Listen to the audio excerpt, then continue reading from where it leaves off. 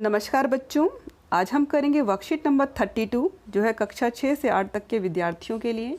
ये आपकी 11 अगस्त 2020 की वर्कशीट है और आज का जो विषय है वो है सोशल साइंस।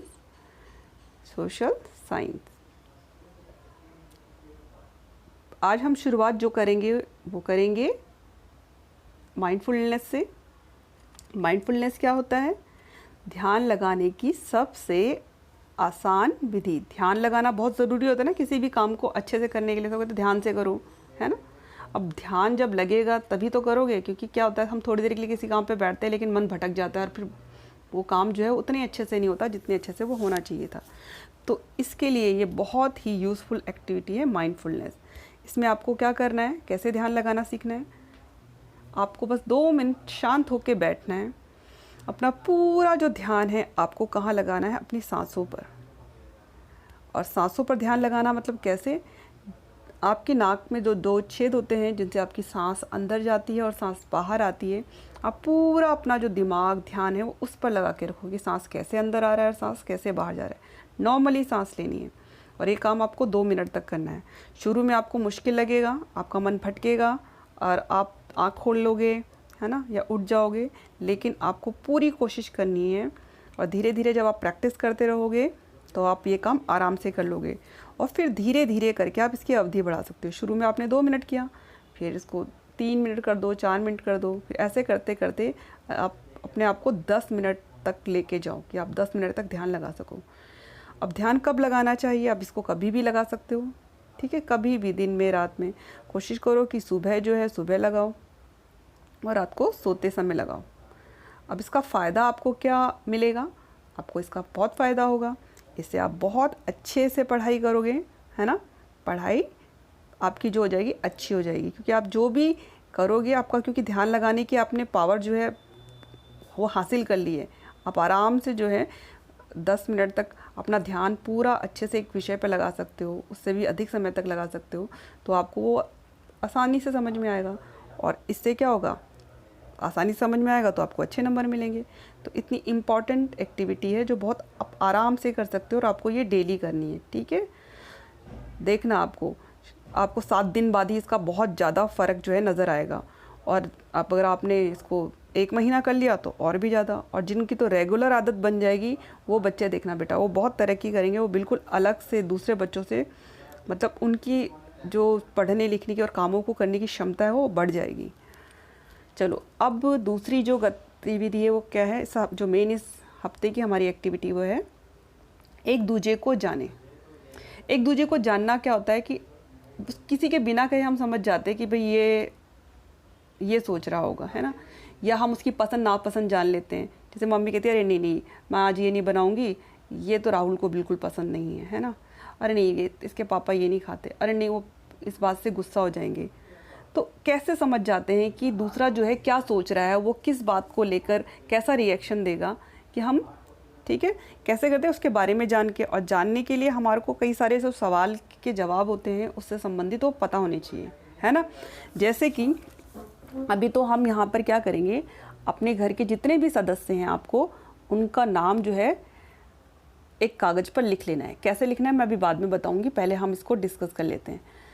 और इस सप्ताह उनके बारे में आपको ये वाली जानकारी प्राप्त करनी है ना। एक तरह से आपको उनसे ये सवाल पूछने, बहुत सारे सवाल हैं।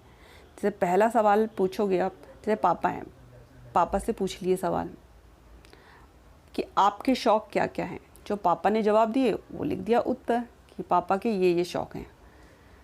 दूसरा है कि आप बड़े होकर क्या बनना चाहते हैं, तो नहीं होगा क्या चाहते थे, क्योंकि वो अब तो जो बनना थे बन चुके हैं। तो आप उसका उत्तर यहाँ से जो भी बोलेंगे पापा की, भाई मैं पढ़ लिख कर जो है अफसर बनना चाहता था लेकिन नहीं बन पाया, है ना, परिवार की स्थितियाँ अच्छी नहीं थी, मुझे नौकरी करनी पड़ी। तो जो भी उनका जवाब होगा वो लिख देना कि आप बड़े होकर क्या बनना चाहते थे। वो बोलेंगे अगर मैं अफसर बनना चाहता था, टीचर बनना चाहता था, डॉक्टर, इंस्पेक्टर, जो भी वो बनना चाहते थे वो आपको यहाँ पर लिखना है। तीसरा प्रश्न क्या है?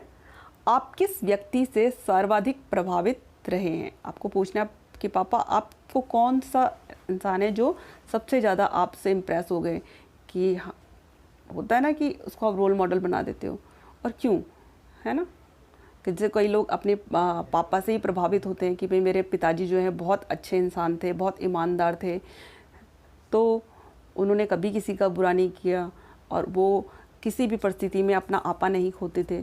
तो हो सकता है वो अपने पापा से प्रभावित हों, तो जिससे भी वो प्रभावित हों आपको उस व्यक्ति का नाम लिखना है। कोई मम्मी से प्रभावित हो सकता है, कोई अपने दोस्त से हो सकता है, कोई अपने टीचर से हो सकता है, तो आप उनके नाम यहाँ पर लिखोगे।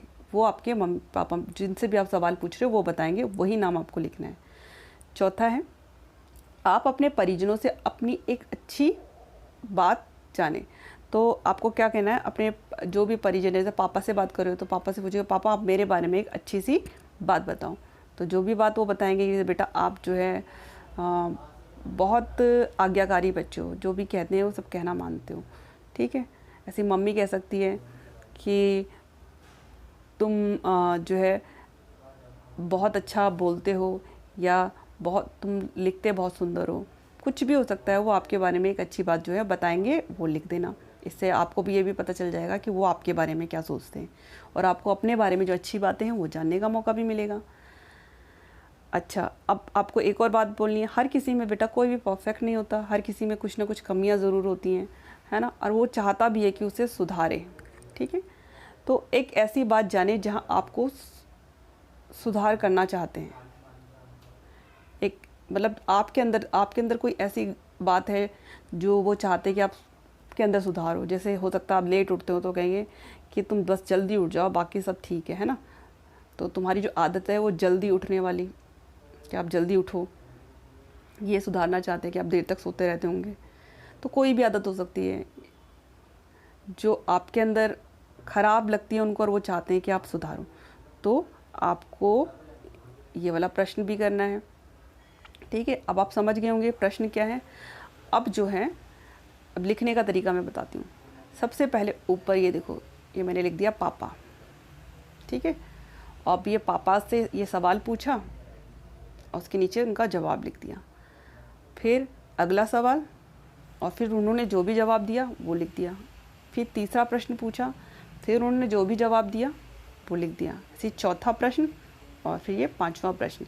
ऐसे ही फिर मम्मी का पेज बना लो, अलग अलग पेज बनाने। अब मम्मी का पेज बनाओ, उन पहला प्रश्न लिखो और उसके नीचे उनका दिया हुआ उत्तर लिख दो कि उनके क्या क्या शौक़ थे। मम्मी को हो सकता है मम्मी को शौक़ रहा हो कि मुझे पढ़ने का बहुत शौक़ था, लेकिन मेरे मम्मी पापा ने जो है मुझे पढ़ने नहीं दिया ज़्यादा, मेरी छोटी उम्र में शादी करा दी, कुछ भी हो सकता है।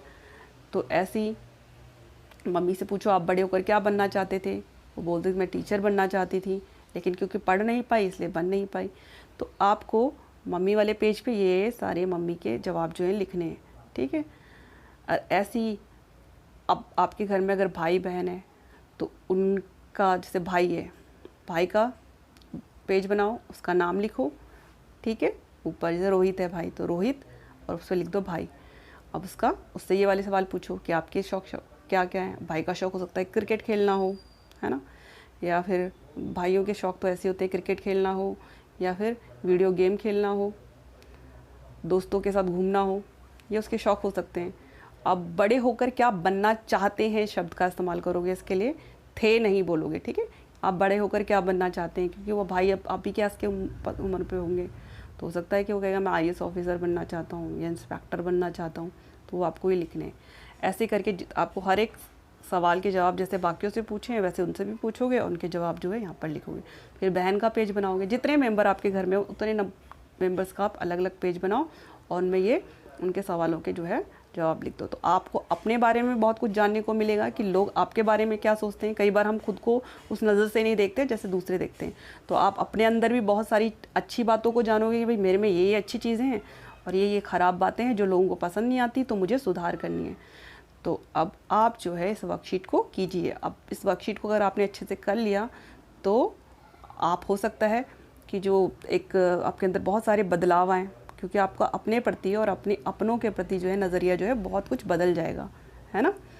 कि कई बार आपको लगता है कि नहीं मैं तो सोच ही नहीं सकता था कि आप मेरे बारे में ऐसा सोचते हो, है ना। या आपको भी अपने मम्मी पापा को बहुत अच्छे से जानने का मौका मिलेगा, मम्मी पापा दादा दादी जो भी घर में है। तो आप इस वर्कशीट को कीजिए, ठीक है बेटा। मन लगा के पढ़ो और अच्छे अच्छे नंबर लेके आओ।